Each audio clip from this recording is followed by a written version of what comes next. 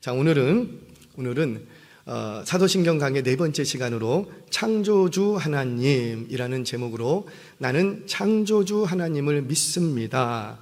이 고백에 대해서 좀 말씀을 드리려고 합니다. 여러분 5차 산업혁명이라는 말 들어보셨어요? 무슨 4차까지는 들었는데 5차는 뭔가? 많은 학자들은 이미 5차 산업혁명이 지금 일어나지는 않았지만 이미 시작되었다, 이렇게 학계는 얘기를 합니다. 그러니까 5차 산업혁명이 뭐냐면 4차 산업혁명의 결과물들, 그러니까는 뭐 인공지능이라든지 또는 뭐 이제 그 빅데이터라든지 또 블록체인이라든지 또 사물 인터넷 뭐 이런 것들의 기술의 발전과 융합을 통해서 사회 전반에 큰 변화를 가져오는 새로운 산업혁명이 일어났다라는 거예요. 한마디로 사회 전체의 구조가 또 한 번 엄청나게 뒤바뀔 거라는 거지요. 이 분야에 대한 이야기를 이렇게 듣고 있으면 정말 유토피아가 그냥 다 실현될 것만 같아요. 실제로 인공지능의 등장으로 인해서 인류의 삶은 굉장히 윤택해지고 편리해졌습니다. 아주 쉬운 예로 의사의 영역, 인공지능이 지금 대체하고 있죠. 인공지능이 대신하게 되면 사실상 조금만 더 기술이 발달되고 융합되면 조금만 있으면 의료사고 이런 거는 절대 일어날 수가 없습니다. 정확한 진단과 적절한 치료가 신속하게 이루어질 거예요. 인공지능은 당직도 필요 없고요. 시간과 어떤 낮과 밤에 대한 시간적 제한도 없습니다. 그러니까 의료계에 인공지능이 출현한다는 것은 곧 인간의 생명 연장의 꿈을 실현할 수 있는 현실적인 대안이 된다는 거예요. 재판, 판사의 영역, 인공지능이 대신합니다. 모든 법률 지식과 판례와 예외 변수를 데이터화해서 사건을 딱 의뢰하면, 인풋을 시키면, 항소장을 만들어서 인풋을 딱 시키면 정확한 법리 적용이 완벽하게 이루어진 결과를 딱 내놓는다는 거예요. 이렇게 되면 판사들이 가지고 있었던 부조리라든지 오판 이런 게 있을까요, 없을까요? 없다라는 거예요. 자, 우리들이 좀 관심 갖게, 저도 굉장히 관심이 있어요. 종교계는 어떻게 될 것인가? 예를 들자면 이렇게 됩니다. 성도님들이 교회에 모여서 설교를 들을 때 제가 안 올라오고 누가 올라오고? 인공지능이 올라와요. 인공지능이 올라와. 그러더니만 이 인공지능은 성경 66권을 완전히 통달하고 있고요. 지구상에 존재하는 모든 성경에 대한 주석집과 주예집과 모든 역사를 다 통달하고 있습니다. 그래서 오늘날 2024년에 성도들의 삶을, 나의 문제를 데이터화해서 인풋을 시키면 그 성도님들에게 가장 적절한 필요한, 그 시기에 꼭 필요한 설교 한 편을 수초 안에 그냥 딱 만들어내서 전할 수 있다는 거예요. 그러면 저는 단언하건대 여러분들은 엄청 은혜를 받을 거예요. 일부 시간에는 아멘이 나왔는데 그 아멘하면 안 되는 거예요. 엄청 은혜를 받을 거예요. 왜? 아니, 설교 못하는 제가 와도 은혜를 받는데 오류가 없다니까요. 한치의 단어 하나의 선택에도 오류가 하나도 없어. 그런 AI가 설교를 하면 은혜를 받을까요, 안 받을까요? 받아요. 그런데 문제는 뭐냐면 은혜를 받는 것과 생명이 살아나는 것은 다른 문제입니다. 그러니까 우리가 은혜를 받으면 와, 내 생명이 살아난다? 그거는 좀 별개의 문제라는 거죠. 왜 그런지는 다음에 기회가 있으면 좀 다루도록 하겠습니다. 자, 오늘 중요한 건 뭐냐면 이런 시대가 먼 미래의 이야기가 아니라는 거예요. 향후 10년에서 30년 안에 인공지능과 인류는 상호 보완적인 시대를 펼쳐갈 것인가, 열 것인가, 아니면 인류가 인공지능에게 귀속될 것인가, 기로에 서게 될 때가 향후 10년에서 30년 안에 온다는 거예요. 이게 수백 년 후의 일이 아니랍니다. 이게 30년에서 길면 50년 안에 일어날 현실이라는 거예요, 현실. 이런 현대를 살아가고 있는 우리 그리스도인들에게 창조신앙, AI가 등장해서 얘기를 하는데 창조신앙, 창조주 하나님을 믿는다? 이게 과연 어떤 의미가 있을까? 인공지능을 얘기하고 배양액을 얘기하고 막 이런 시대에 팔이 떨어져 나갔는데 배양액을 집어넣으면 팔이 다시 생성이 된다니까요. 그런 시대가 도래할 텐데 과연 그런 시대 속에서 창조신앙, 창조주 하나님, 이것을 믿는다는 게 어떤 의미가 있을까? 물론 우리에게는 지금 당장 이 시대를 살고 있는 우리에게는 아무 고민거리가 없어요. 왜냐하면 우리는 창조신앙을 갖는 것에 대해서 전혀 이상하거나 불편하지가 않습니다. 왜냐하면 우리는 그런 시대를 살아왔기 때문에. 하지만 앞으로 30년, 40년 후에도 아무런 의미가 없을까? AI와 함께 살아가야 될 그 다음 세대에게는 과연 어떤 의미가 있을까? 이걸 고민하지 않을 수 없다라는 거예요. 자, 이런 고민들을 안고 오늘은 창조주 하나님을 믿습니다 라는 이 창조 신앙을 가져야만 하는 이유, 그 가졌을 때에 어떤 의미가 있는가, 오늘은 이 부분에 대해서 말씀을 전할 거예요. 지금 표정들이 막 어두워졌는데 할렐루야. 자, 제가 세 가지를 얘기하는데 첫 번째 거, 두 번째 거는 그냥 듣기만 하셔도 돼요. 근데 세 번째가 중요합니다. 그 세 번째 얘기하려고 앞에 거 두 가지를 얘기하는 거예요. 자, 첫 번째, 창조 신앙을 갖는다라는 것은 뭘 알게 되냐면 모든 피조물의 존재의 가치와 의미를 알게 된다는 거예요. 모든 피조물의 존재의 의미와 가치를 알게 된다는 거죠. 자, 성경 봅니다. 히브리서 11장 3절 말씀 같이 한번 읽겠습니다. 시작. 믿음으로 모든 세계가 하나님의 말씀으로 지어진 줄을 우리는 아나니 보이는 것은 나타난 것으로 말미암아 된 것이 아니니라. 아멘. 자, 잠깐만 띄어놔 주세요. 자, 지금 이거 창조 세계를 얘기합니다. 창조를 얘기하는데 여기서 벌써부터 뭐라고 얘기하냐면 우리가 믿는 창조의 세계는 어떤 세계냐면 보이는 것은 나타난 것으로 말미암지 않았다. 그러니까는 우리가 믿는 창조는 무에서 유로의 창조라는 거예요. 아멘이세요? 그러니까 우리 눈에 보이는 이런 것들은 나타난 거 어떤 것을 통해서 말미암아서 만들어진 게 아니라는 거예요. 근데 빅뱅 우주론이라든 지금 얘기하는 진화론이든 이건 다 뭐예요? 뭔가 시작했던 점이 있다는 거예요. 그 시작했던 것으로부터 출발해서 지금 나타난 게 우리 눈에 보이는 우리가 이렇게 됐다라고 주장하는 거예요. 자, 또 그 나타난 창조의 세계는 뭘로 지어진 것이다? 그렇죠? 하나님의 말씀으로 지어진 줄 우리는 믿습니다. 아멘이세요? 그러니까 말씀으로 세상이 창조됐다라는 거예요. 그런데 이 창조의 비밀을 계속 띄워놔 주세요. 한 번만 더. 이 창조의 비밀은 현대 과학으로 밝혀낼 수 있을까요? 없을까요? 없다는 거예요. 시도는 되지만 없다는 거예요. 왜? 이 창조의 비밀은 뭐로만 알 수 있으니까. 말씀? 여기 뭐라 그래요? 믿음으로 아나니. 그러니까 믿음이 아니면 이 창조의 비밀을 알 수 있다 없다? 없다라는 거예요. 왜? 하나님께서 이 창조의 비밀을 어디 속에 감춰놨냐면 믿음이라는 보자기 속에 감춰놨기 때문입니다. 자, 이것이 바로 창조의 이야기예요. 자, 그런데 저는 진화론자가 아니에요. 먼저 얘기합니다. 목사님 이상하다 얘기하지 말고 저는 진화론자가 아니에요. 자, 그런데 죄송하지만 진화론을 얘기하는 것은 이제 더 이상 옳고 그름의 문제가 아닌 시대가 되어버렸습니다. 이게 무슨 말이냐면 불과 30년, 40년 전만 해도 진화론이 맞냐, 창조론이 맞냐, 우리 이것 때문에 엄청 싸웠다고. 저도 학교 가면은 진화론이냐, 창조론이냐, 그거 가지고 아이들하고 엄청 싸웠어요. 내기할래, 뭐 할래. 그리고 진화론의 입장에서 논증할 거를 가져오고 창조론의 입장에서 논증할 거를, 그리고 학교에서 맨날 이것 때문에 친구들끼리 싸웠어요.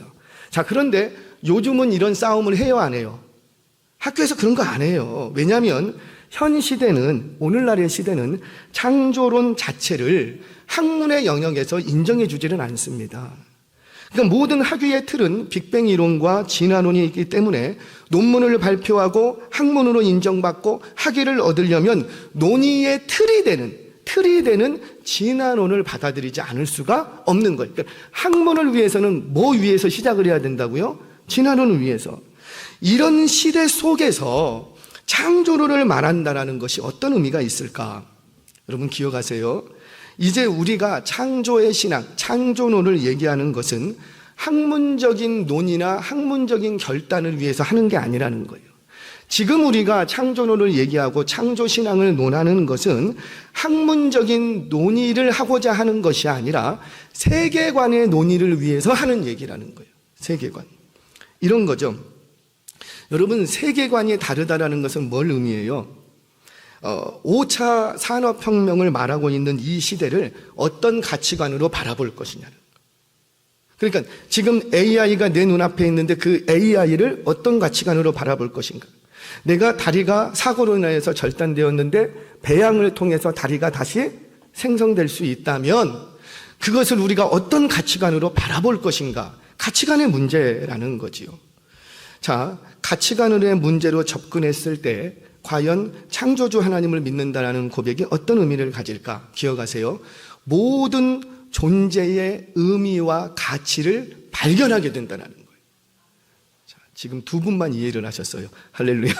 모든 존재의 가치와 의미를 발견하게 된다는 거예요. 자, 제가 설명할게요. 우주의 기원에 대해서는 빅뱅 우주론, 그러니까 어느 날 우연히 한 점에서부터 에너지가 집약되면서 거기서 서로 충돌을 일으켜서 대폭발을 일으켰다. 그렇게 해서 우주가 생겨났다. 이렇게 말하는 가설이 빅뱅 우주론. 제가 과학에 대해서는 저렇게 깊은 조예가 없지만 정리하자면 그 내용이에요. 자, 진화론. 인간을 비롯한 생명의 기원을 진화론으로 설명을 하려고 합니다. 진화론은 누군가의 계획이나 공들인 작품이 아니라 그저 우연히 발생했다라는 거예요. 그렇게 우연히 발생을 했고 생존을 위해서 스스로 발전하다 보니 우연히 지금 현 시대가 존재하게 되었다라는 거예요. 여러분, 그런데 이 둘의 공통점이 뭐냐면 우연이라는 거죠. 우연. 사실 과학이라는 것은, 학문이라는 것은 가설로부터 시작을 합니다. 그래서 가설로부터 시작해서 점차 우연이라는 경우의 수를 줄여가는 거예요. 그래서 우연이라는 경우의 수가 제로가 됐을 때 우리는 그것을 정설로 받아들입니다. 이게 맞다, 진리라고 받아들이는 거예요. 그게 학문이고 과학이에요. 그런데 아이러니하게도 현 시대의 학문의 틀은 우연으로 시작해서 우연으로 결론을 내고 있다는 거예요. 여러분, 제가 지금 학문적 논의를 하는 얘기는 아닙니다. 여러분, 그렇다면 우연이라는 이 단어 속에 담아낼 수 있는 이 존재의 의미가 뭐가 있을까요? 우연히 만났다? 우연히 그냥 생겨났다? 우연히 부모님을 만났고, 우연히 내가 생명을 얻었고, 우연히 내가 사고를 당했고, 우연히 내가 질병이 와서 죽었다? 여러분, 우연이라는 이 단어 속에 담아낼 수 있는 존재의 의미가 뭐가 있어요? 아무것도 없어요.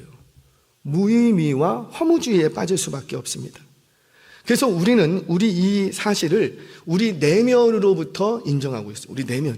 그러니까 머리로, 학문으로 인정하는 게 아니라 우리 본성, 내면이 인정하고 있다는 거예요. 자, 학문적으로는 우연이라는 학문을 수용할 수밖에 없다 할지라도 우리 인간 내부의 본성은 결코 이것을 받아들일 수가 없다는 거예요. 그래서 철학이라는 것이 발전하게 됩니다. 그렇기 때문에 신자, 비신자 우리 모두는 자신의 존재 의미를 발견하고자 지금도 발버둥 치고 있는 거예요. 지금도. 나란 존재는 무엇인가? 아이들이 왜 사춘기를 겪어요? 이 과학이 발달하고 학문이 발달한 이 시대 속에서 무슨 답을 찾지 못했다고 나는 어디로 가는가? 왜 이런 거? 나는 어떤 존재인가? 왜 이런 걸 찾죠? 그거는 학문이 아는 게 많아서 그런 게 아니라 우리 인간 내부의 본성이 뭘 추구하는 거예요? 존재의 의미가 뭐냐? 이거를 지금 찾고 있다는 거예요. 자, 사랑하는 여러분, 존재의 의미와 가치는 바로 올바른 창조신앙으로부터 시작됨을 믿으시기 바랍니다. 그래서 방황하는 아이들에게 잘 이것만 설명해주면 방황이 정리될 수 있어요. 뭘 설명해주면? 너는 하나님이 지으셨다? 너는 하나님이 지으셨다? 창조 세계를 얘기해주면 된다는 거죠. 한때 릭 워렌 목사님의 목적이 이끄는 삶 한 번쯤은 들어보셨을 거예요. 이 책이 미국뿐만 아니라 우리 한국 사회에도 종교계에 큰 영향을 끼쳤습니다. 종교계뿐만 아니죠. 전 사회에 큰 이슈가 됐어요. 미국의 경우에는 대형마트 서적 코너에 베스트셀러로 세워져 있었습니다. 그러니까 이 책을 신자만 본 게 아니라는 거예요. 신자뿐만 아니라 누구도 샀다. 창조신앙을 인정하지 않는 비신자들도 이 책을 사 보았다라는 거예요. 뭘 반증할까요? 저는 이 책에 대한 내용은 동의하지 못해요. 책에 대한 내용은 동의하지 못한데 그렇다 할지라도 신앙을 거부하는 사람들조차도 이 책을 사 보았다라는 것은 굉장히 놀라운 사건이었다라는 거죠. 뭘 말해요? 바로 그만큼 모든 사람들은 자신의 존재 의미를 어떻게든지 찾고자 헤매고 있다라는 거예요. 사랑하는 여러분, 정말 존재의 의미를 찾고자 한다면 빅뱅 이론과 진화론에서 찾는 수는 없어요. 오늘 이 시간 창세기 1장과 창세기 2장을 천천히 다시 한번 읽어보시기를 바랍니다. 세상 모든 만물은 우연히 생성된 게 아니라고요. 각각의 목적과 의미를 두고 세밀한 세심한 하나님의 계획하에 하나님이 창조하셨어요. 이 진리를 받아들일 때 우리는 모든 존재의 의미와 가치를 발견하게 되는 거예요. 자, 창조신앙을 갖는 게 왜 이렇게 중요한가? 바로 모든 존재의 의미와 가치를 발견할 수 있어서다. 자, 두 번째. 이 창조주 하나님을 고백할 때 뭐가 생기냐면 우리 안에 세상을 바라보는 안목이 생깁니다. 아까 세계관, 가치관 얘기를 했는데 창조신앙을 소유할 때 세상을 내가 어떻게 바라봐야 될지 세상을 바라보는 안목이 생겨요. 자, 창조주 하나님을 믿는다라는 고백은, 이 창조주 하나님을 믿는다라는 고백은 이 창조 모든 세계가 다 누구의 것? 그렇죠. 하나님의 것임을 인정하는 거예요. 아멘이세요? 자, 우리 전도서 12장 1절 상반절 말씀 같이 한번 읽겠습니다. 시작. 너는 청년의 때에 너의 창조주를 기억하라. 영어로 보면은 remember your creator라고 합니다. 이 creator라는 단어를 굉장히 잘 번역했어요. 여기서 뭐라고 번역했죠? 창조주. 창조자로 번역을 안 하고 창조주로 번역을 했다. 이거는 굉장히 큰 차이가 있어요. 여러분, 창업주와 창업자는 같을 수도 있지만 다를 수도 있어요. 창업자 중에 한 사람이 될 수 있지만 창업주가 안 될 수는 있는 거예요. 이게 무슨 말이냐면, 여러분, 창조자는 뭐예요? 창조하는 행위에 뭔가 개입이 있었다라는 거예요. 근데 창조주는 뭡니까? 그 창조를 개입했을 뿐만 아니라 그것에 눈을 뜨고 그것에 뭐라? 주인이라는 거예요. 주인이라는 거죠. 그래요. 창조의 주인이라는 이 단어와 존재를 분명하게 인식한다면 세상의 모든 것이 주인 대신 그분의 것이기 때문에 내 맘대로 생각하고 내 맘대로 판단하고 내 맘대로 사용할 수 있다 없다? 없다라는 거예요. 뭔가 하나 일어나는 현상을 보면서 내 맘대로 내가 가진 기준대로 마구잡이식으로 그렇게 칼로 난도질하면서 판단할 수 있다 없다? 없다. 누구 눈치를 봐야 되겠다. 그렇죠. 만드신 분이 저분 참 못생겼어요. 저분 참 못생겼는데 왜 이렇게 눈도 작고 키는 막 잘하다 말고 왜 그랬을까? 이거는 내가 판단하면서 할 게 아니라는 거죠. 할렐루야. 누구 안에서 바라봐야 된다. 그렇죠. 하나님 창조주, 나의 주인이 따로 있다는 거예요. 그 주인이 어떻게 생각하느냐, 그 주인이 어떤 목적과 어떤 가치를 뒀냐. 그러니까 주인을 눈치를 볼 수밖에 없는 거예요. 그래서 사용할 때마다, 어떤 사건이 일어날 때마다 우리는 창조주를 의식하는 사람들은 두려워하게 됩니다. 눈치 보게 되는 거죠. 그런데 문제는 뭐냐면, 문제는 창조의 주인이 계신데 마치 내가 주인인 것처럼 내 마음대로 사용하려고 했다는 거예요. 그래서 세상이 지금 힘든 거죠.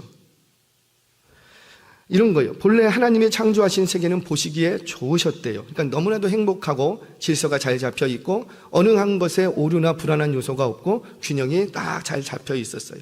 그래서 고민거리가 없었어요. 그런데 왜 이렇게 요즘 세상이 힘들어졌는가? 왜 그런 거예요? 성경은 우리의 죄 때문이다 이렇게 얘기해요. 우리의 죄 때문이다. 창조주 하나님의 실수나 오류가 아니라 우리의 죄 때문이다 이렇게 말해요. 죄가 뭔데? 창조의 주인이 계신데 마치 내가 주인인 양 내 맘대로 내 욕심대로 사용하려고 하다가 이렇게 됐다라는 것. 그 결과 세상이 지금 어떻게 되었지요? 자, 우리 창세기 3장 18절 상반절 말씀 같이 봅니다. 시작. 땅이 내게 가시덤불과 엉겅퀴를 낼 것이라. 그러니까 땅이 본래 하나님이 가시덤불과 엉겅퀴를 만든 게 아니라 땅이 죄가 들어오니까 이제 로마서에서 얘기합니다. 탄식합니다. 탄식하니까는 유독각스가 내는 것처럼 뭐가 내기 시작했더라? 다시 가시덤불과 엉겅퀴를 내기 시작했더라. 로마서 11장 8장 22절 말씀도 봅니다. 자, 시작. 피조물이 다 이제까지 함께 탄식하며 함께 고통을 겪고 있는 것을 우리가 아느니라. 아멘. 자, 그러니까 창조주 하나님을 고백할 때 우리 안에 세상을 향한 하나의 안목이 생기는데 그게 뭐라? 하나님이 지으신 세상은 지금 우리의 죄 때문에 탄식하고 있다는 거예요. 세상을 바라보는 안목이라는 거예요. 세상을 바라보는. 어떻게 저거를 이용해 먹을까? 이게 아니라 세상을 바라볼 때 어떤 안목으로 바라보게 되냐면 하나님이 지으신 세상이 우리의 죄 때문에 지금 탄식하고 있다. 그래서 우리는 이런 얘기하죠. 지구가 아파한다.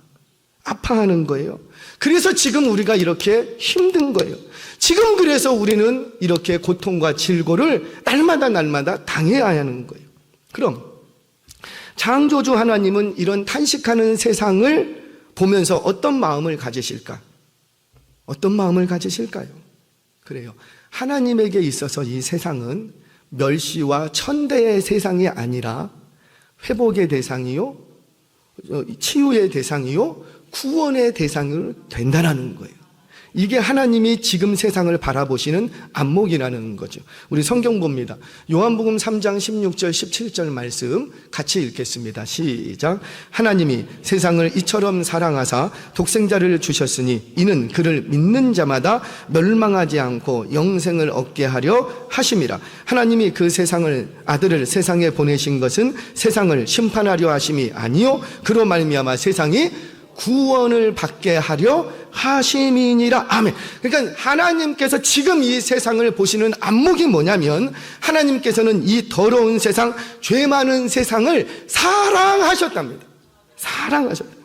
탄식하는 이 세상을 구원하시려고 그 아들 예수 그리스도를 보내셨다는 거예요. 세상을 정죄하고 심판하기 위한 것이 아니라 세상을 구원하시려고 보내셨다는 거예요. 바로 이것이 이 창조된 세상을 바라보시는 하나님의 관점이라는 거죠. 그러면 우리는 그 하나님을 믿고 있다고요. 창조주 하나님을 믿는 우리도 세상을 어떤 관점으로 바라봐야 될까요? 미움의 관점이나 원망의 대상으로 바라보면 안 돼. 이거 될 대로 되라. 그렇게 바라볼 수 없다는 거죠. 그 세상을 탄식하는 세상을 바라보면서 사랑의 대상으로 구원의 대상으로 바라보아야 한다는 거예요. 그러면 이 세상을 미워하거나 거부하거나 아이고 될 대로 되라 세상을 막 살거나 등지거나 잘못된 선택 같은 거 이런 거 할 수가 있어요 없어요? 없다는 거예요. 세상은 악하고 교회는 거룩하다는 식으로 이혼론적으로 생각하지도 않고 세상을 향해서 원망하거나 내가 하는 대로 원하는 대로 일이 안 된다고 해서 원망하거나 불평하거나 분노하거나 미워할 수 없다는 거예요. 왜? 그 세상을 하나님은 어떻게 바라보니까 치유의 대상으로 회복의 대상으로 사랑의 대상으로 바라보고 있다니까요. 주일은 거룩하고 다른 6일은 부정하다고 여기지 않는답니다. 주일이 거룩한 것처럼 나머지 6일도 거룩하다는 거예요. 그래서 주일에 우리가 하나님을 의식하면서 보냈던 것 같이 나머지 6일도 누구를 의식하면서 보내고 하나님을 의식하면서 보내는 거. 왜? 모든 날이 다 누구의 것이니까 하나님의 것이기 때문에 그 모든 날이 하나님의 것인데 그 모든 날을 우리 하나님은 탄식하시는 그 세상을 사랑과 긍휼의 대상으로 바라보고 있다는 거예요. 주일에 예배하면서 하나님의 뜻을 이루는 삶을 추구했던 것처럼 나머지 6일도 하나님의 뜻이 이루어지도록 그 하나님의 뜻을 추구하는 삶을 살아간다는 거예요. 그래서 죄 많은 세상이지만 그런 세상을 누구도 너무나도 열심히 잘 살아냅니다. 사실 그리스도인은 주일날 이렇게 열심히 사는 것 못지않게 나머지 6일도 누구보다도 열심히 치열하게 살아내야 되는 사람이 우린 거예요. 세상 사람들도 치열하게 살아내지요. 그들은 뭐 때문에? 돈 때문에 먹고 살고 세상의 어떤 포지션을 추구하면서 죽기 살기로 사는. 그런데 우리는 뭐 때문에? 이 탄식하는 세상을 구원의 세상으로 바라보며 하나님의 그 사랑과 긍휼과 자비가 이루어지도록 하기 위해서 치열하게 살아내는 거예요. 그래서 죄 많은 세상이지만 그 죄 많은 세상을 악하다고 살기 힘들다고 거부하거나 하지 않습니다.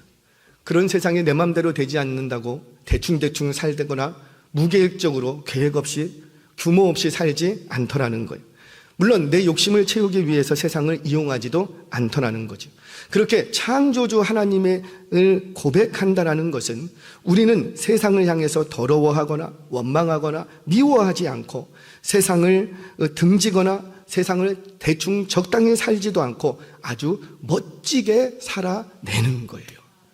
이것이 바로 창조신앙을 갖고 있는 우리가 세상을 바라보는 안목이라는 겁니다. 자, 마지막 하나.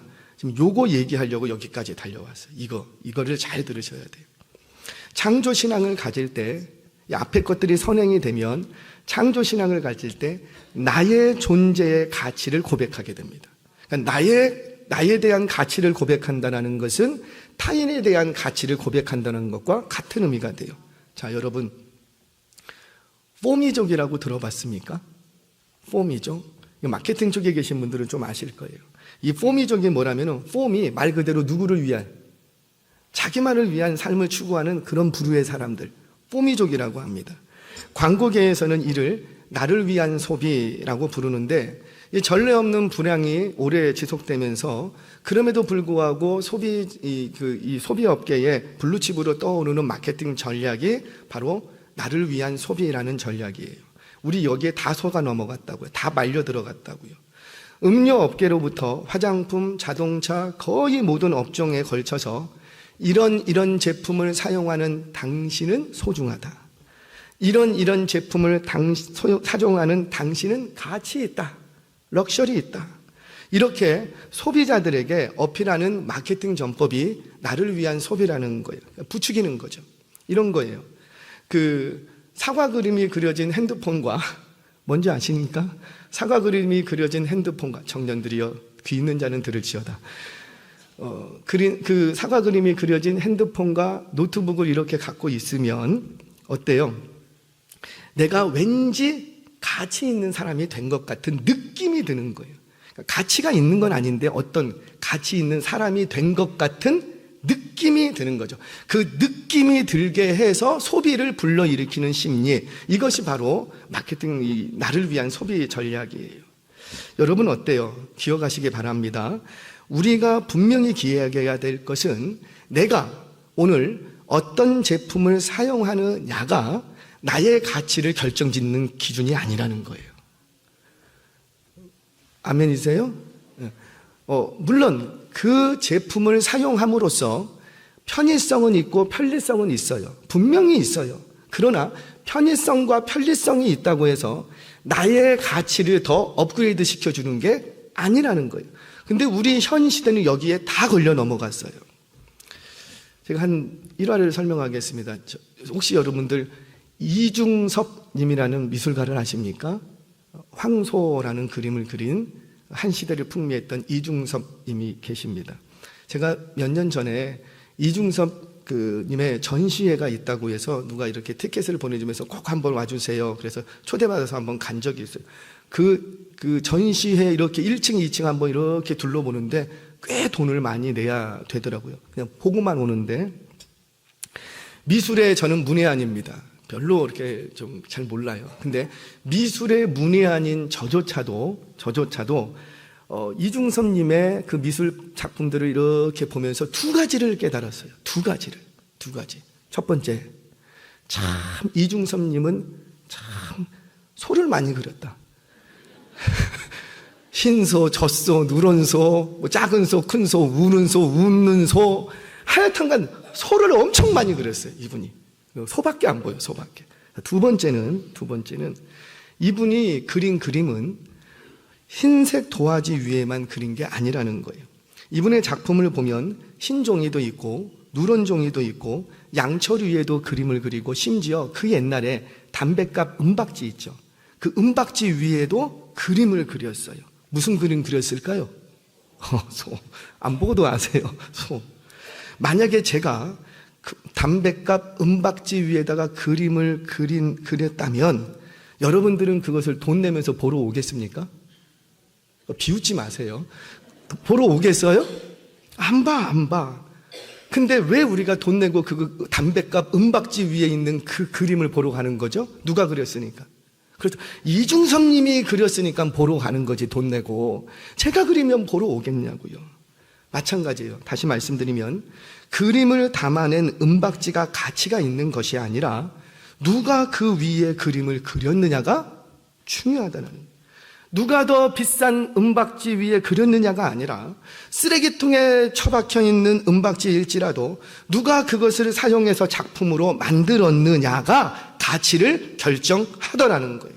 사랑하는 여러분, 기억하십시오. 저와 여러분은 최고의 메이커 되시는 하나님께서 저와 여러분을 창조하신 줄 믿으시기를 바랍니다. 자, 그런데 더 중요한 사실이 있어요. 더 중요한 사실은 저와 여러분, 사람을 창조하시되 다른 창조물과는 완전히 근본적으로 차별화해서 창조하셨다는 거예요. 자, 우리 창세기 2장 7절 말씀 같이 봅니다. 시작.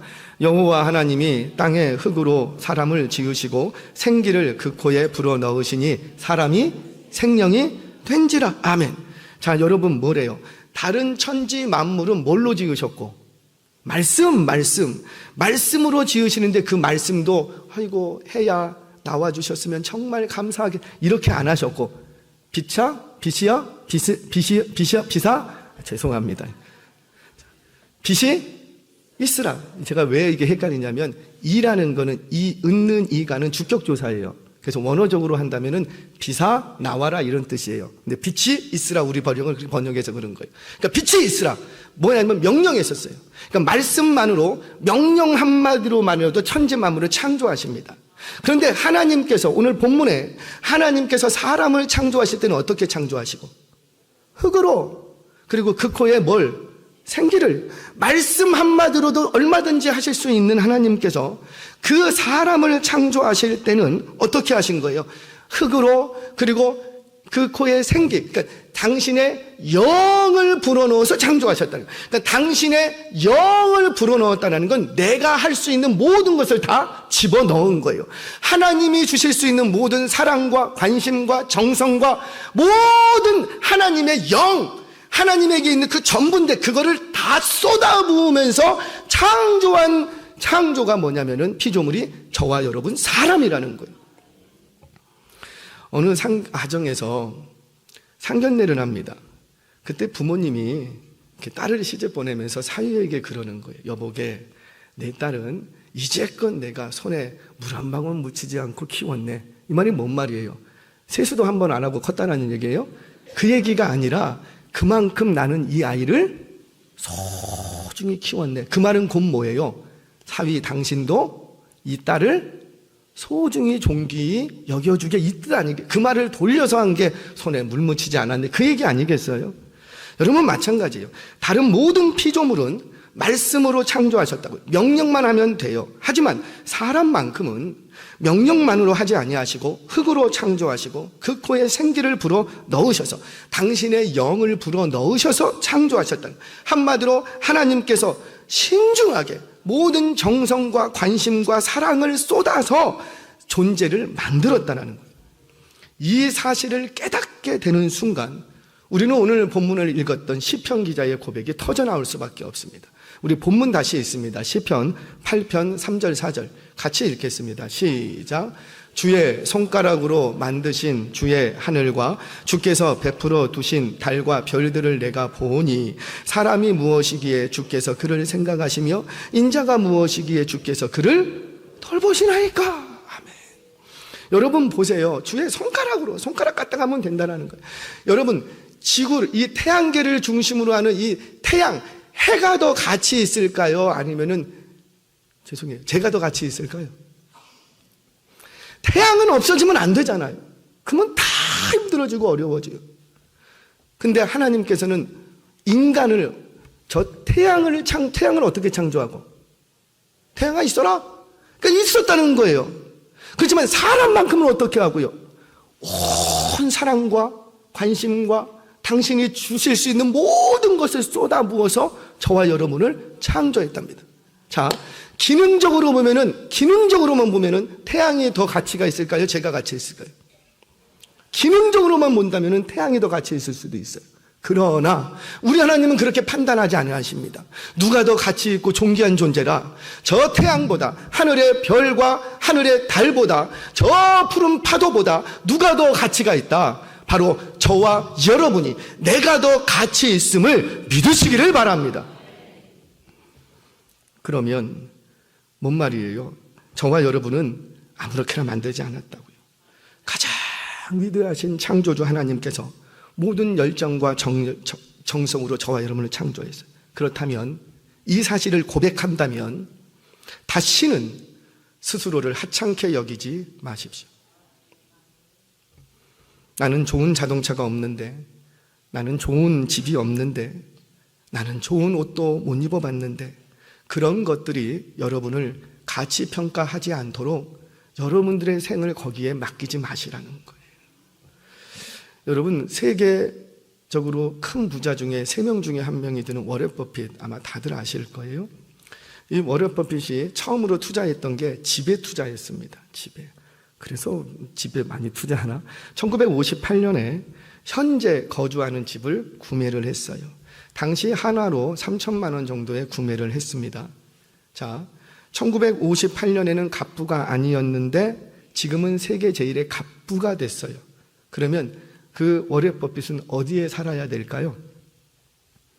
옛날 그 다 쓸어가는, 지금 70년째 거기 살고 있는, 다 쓸어가져가는 그 집에 살아야 될까요? 아니면 좀 더 좋은 집, 좀 더 넓은 평수로 이사를 가야 될까요? 우리는 좀 더 좋은 집, 좀 더 넓은 집. 왜? 세계 최고의 갑부라니까요. 그런데 워렌 버핏은 지금도 그 집에 살고 있습니다. 지금도. 한화로 7억 정도 가는 시가가 되는 그 집에 지금도 살고 있어요. 왜 그럴까요? 그가 돈이 없어서 그렇습니까? 아니에요. 그는 알고 있는 거예요. 내가 더 좋은 집에 살든지 좋지 못한 집에 살든지 상관없이 나는 부자라는 거죠. 내가 여기보다 더 좋은 집에 산다고 해서 더 부자가 되는 것도 아니고, 내가 여기서 좀 안 좋은 집에 산다고 해서 나를 부자로 생각하지 않는 것도 아니라는 거예요. 그러니까 이 집에 살아도 자기는 부자고, 이 집보다 못한 집에 살아도 자기는 여전히 부자라는 거예요. 무슨 말입니까? 사랑하는 여러분, 여러분은 존재 자체만으로도 그 무엇과도 바꿀 수 없는 고귀한 존재랍니다. 이 위에 성공의 옷을 던 이분들, 부자라는 옷을 던 이분들 벗을 게 많아지는 것뿐이지 그것들이 나의 존재 가치를 매겨주는 게 아니라는 거예요. 그러니 우리 청년 여러분, 금요일날도 한번 얘기했죠. 제발 세상 앞에 당당하시기 바랍니다. 물질 앞에 당당하시기 바랍니다. 세상의 권력과 권세 앞에 제발 쫄지 마시라는 거예요. 내가 지금 옆 사람하고 비교해보니 좋은 차를 타지 못했다고 해서, 좋은 집을 살지 못하고 좋은 옷을 입지 못했다고 해서, 남들보다 키가 작다고 해서 쫄지 말라는 거예요. 할렐루야.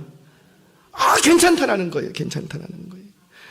지금 세상 앞에 당당하시기를 바랍니다. 있는 모습 그대로 당당하시기를 바랍니다. 이것이 창조주 하나님을 믿는 사람들의 프라이드라는 거예요. 말씀을 정리합니다. 이건 제 말이 아니었다고요.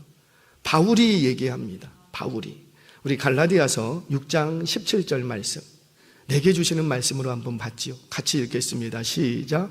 이후로는 누구든지 나를 괴롭게 하지 말라. 내가 내 몸에 예수의 흔적을 지니고 있노라. 아멘. 요즘 말로 바꿔볼까요? 나를 얕보지 말라. 나를 깔보지 말라. 나를 그렇게 쉽게 생각하지 말라. 그깟 돈으로 나를 매수하려고 하지 말라. 그깟 고급 자동차로 나를 기죽이지 말라. 그깟 멋진 외모로 나를 괴롭히지 말라. 나는 하나님의 모양과 형상으로 창조된, 하나님의 영으로 창조된 최고의 걸작품이다. 하나님이 나의 주인이시다. 내 안에 예수의 흔적이 있다. 하나님의 사인이 내게 그려져 있다. 사랑하는 여러분, 이제 창조주 하나님을 고백할 때마다 모든 존재의 의미를 발견하고 세상을 대하는 바른 가치관을 가지고 나 자신이 얼마나 고결한 인생인지, 가치 있는 인생인지 다시 한번 깨닫는 은혜가 있기를 바랍니다. 창조주 하나님을 믿는 이 믿음으로 이번 한 주간도 세상 앞에 쫄지 않고 그 창조 목적대로, 그 가치대로 고결한 삶을 살아내시는 저와 여러분의 삶이 되시길 주의 이름으로 축원합니다.